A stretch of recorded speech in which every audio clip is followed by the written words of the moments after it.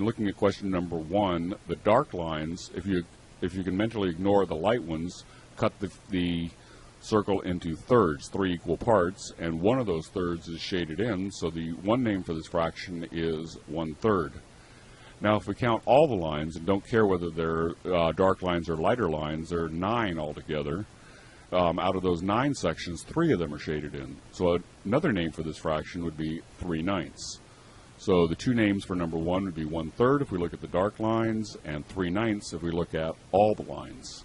This ability to see equivalent fractions is a skill that we work on developing over an extended period of time at Mathnasium, and it's something that in most textbooks is something that occupies 2 or 3 pages, is done, and is never come back to.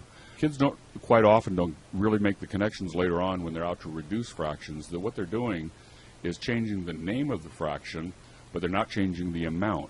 And by grounding them in these with these pictures and the reinforcement that goes on throughout this book, I am ever hopeful that kids will develop a really deep and meaningful understanding of fractions, so that the concepts that are built on that become clear quickly and hopefully fairly painlessly.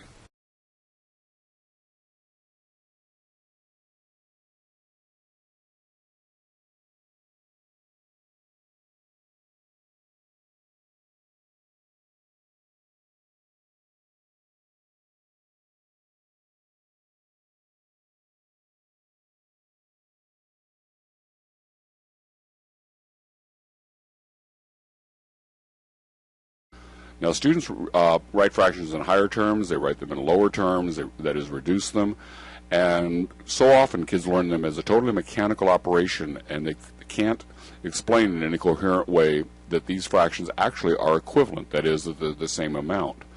So the exercise series that we have throughout these workbooks and in the prescriptives are designed to constantly keep the idea in front of kids that equivalent fractions represent the same amount.